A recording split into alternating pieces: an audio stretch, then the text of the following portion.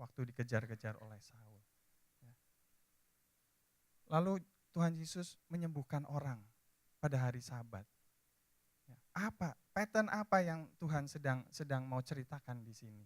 Ya. Tuhan tuh sedang mau mengajarkan kepada kita sesuatu yang baru. Ya. Bukan hari Sabatnya yang penting, ya. Bukan puasanya yang penting, ya. Bukan mematuhi hukum Tauratnya. Ingat cerita orang muda yang tanya, gimana caranya saya mengikuti engkau? Ya, apa menurutmu? Oh, saya udah dididik dengan hukum Taurat dari sejak kecil. Saya puasa 2 kali seminggu. Saya ini, saya itu. Ya. Tapi itu bukan yang Tuhan mau, ya. Kenapa? Karena sejak 2000 tahun yang sebelumnya hukum Taurat ditulis sampai pada saat itu, ya, manusia tuh gagal untuk melakukan secara benar mengikuti hukum Taurat. Ya. Dan oleh sebab itu Tuhan Yesus datang ke dunia. Ya. Bukan untuk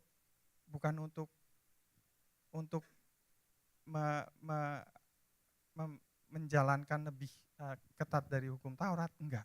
Ya. Tapi Tuhan hendak mengajarkan sesuatu yang baru. Ya. Kalau kita lihat di Markus 2 ayat 22, ya, dikatakan, demikian juga tidak seorang pun mengisikan anggur yang baru ke dalam kantong kulit yang tua. Karena jika demikian, anggur itu akan mengoyakkan kantong itu, sehingga anggur itu dan kantongnya dua-duanya terbuang. Tetapi anggur yang baru hendaknya disimpan dalam kantong yang baru. Ya.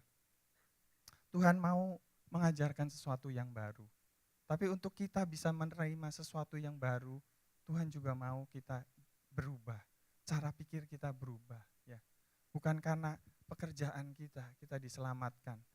Not because of our work. Ya. Tapi karena anugerah Tuhan. Ya. Bukan karena hari Sabat kita dibenarkan Tuhan.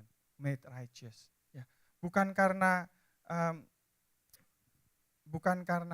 puasa kita dibawa lebih dekat kepada Tuhan. Ya. Kalau cuma puasanya aja itu kita diet. Ya. Tapi Matius 6 ayat 16 katakan apa?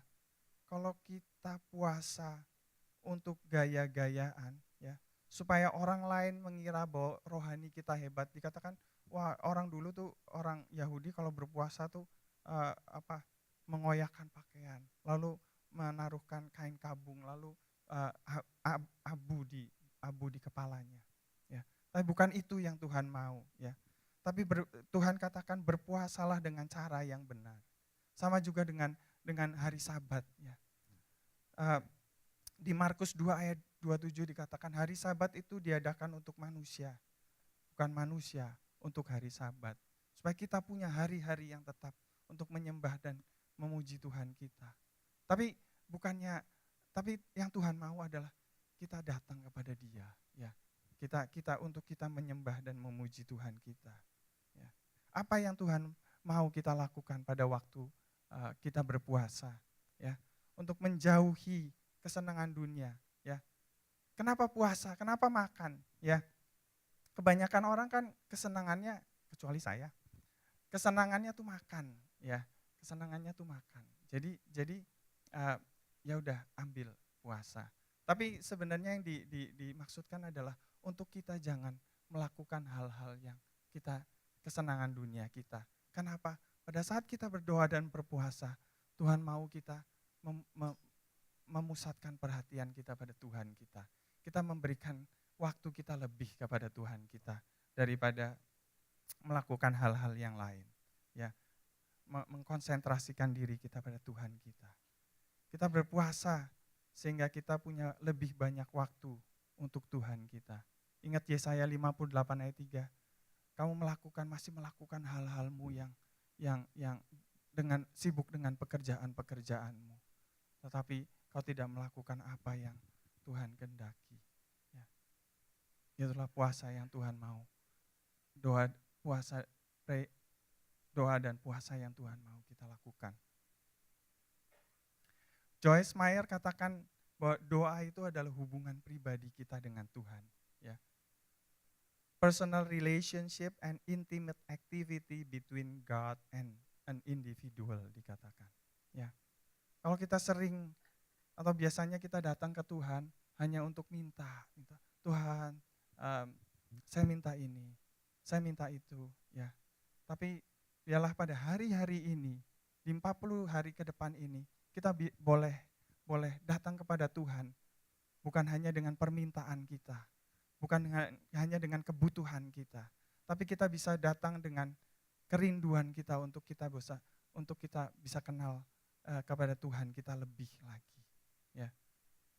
Kita datang kepada Tuhan bukan karena kita haus dan lapar akan makanan dan minuman, tapi kita datang kepada Tuhan karena kita haus akan roti yang dari Tuhan dan air yang dari Tuhan. Ya. Yohanes 6 ayat 35 katakan, ini Tuhan loh, ya. Akulah roti hidup, barang siapa datang kepadaku, ia tidak akan lapar lagi. Dan barang siapa percaya kepadaku, ia tidak akan haus lagi. Tuhan Yesus itu adalah roti yang hidup dan air yang hidup, ya. Sehingga kalau kita datang kepada Dia, kalau kita kenal Dia, dikatakan kita akan dipuaskan, ya.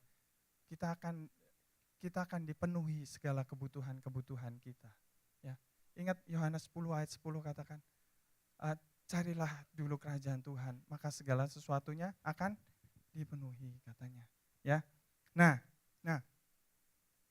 ada kabar baik. Kebetulan Kamis ini ada doa di rumah saya. Ya. Jadi kalau saudara-saudara mau join dengan tim doa IFCF, ya, ini bukan pesan sponsor, kebetulan aja Toto ingat gitu loh. Kamis ini ada doa, ya. Saudara-saudara dipersilahkan untuk datang ke rumah saya. Kita bisa buka puasa kali ya. Lalu fellowship, lalu berdoa bersama-sama, ya. Craig Groeschel, pastor dari Life Church di Oklahoma, yang mungkin saudara-saudara lebih tahu app-nya YouVersion yang kita masing-masing punya supaya kelihatannya rohani, ya, tapi nggak tahu cara bukanya. Dan ketinggalan 3 version yang lalu karena nggak pernah diupdate. Itu katakan bahwa Tuhan itu adalah personal God, katanya. Kalau Allah-Allah yang lain, ya, Allah-Allah yang lain itu dengan huruf kecil, itu impersonal God, ya. Bukan apa sih impersonal God maksudnya? Ya. Kalau kita baca di Thesaurus, ya, impersonal itu adalah unfriendly, ya, cold, distant, remote, inhospitable, nggak ramah gitu loh, ya, dingin, diajak ngomong diem, ya, diajak bercanda diem, susah lah, nggak bisa diajak maju gitu, ya. Saya tuh pernah baca Alkitab artikel di koran, ya, ada satu aliran agama Buddha, ya, di Jepang, di mana kalau saat seorang biksu tuh hendak mencapai kesempurnaan, ya, mereka tuh mengadakan puasa dan semedi yang jangka waktunya tuh 6 tahun, paling sedikit loh, ya, paling sedikit 6 tahun. Jadi ada 3 tahap dalam mereka berpuasa. Tahap pertama, 1000 hari pertama si biksu itu hanya akan makan kacang-kacangan, ya, dan biji-bijian.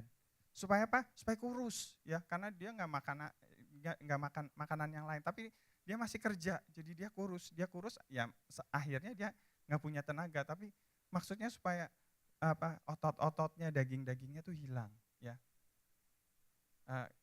Lalu tahap kedua, 1000 hari yang kedua dikatakan si biksu itu hanya minum teh yang dibuat dari daun-daunan yang beracun, ya. Maksudnya supaya apa? Supaya orang itu jadi muntah-muntah, ya. Ini self mummification ini, ya. supaya segala liquid yang ada di badannya itu dibuang, ya. Muntah-muntah dan sebenarnya si daun-daunan itu juga ada zat yang membuat dia nanti jadi bahan pengawet untuk badannya, ya. Bahan pengawet. Bayangin ini, apa proses seperti ini. Jadi nanti kalau mati, kalau di Mesir dulu kan di mumi kan diawetkan oleh imam-imam. Kalau ini enggak, dia yang mengawetkan dirinya sendiri. Ya.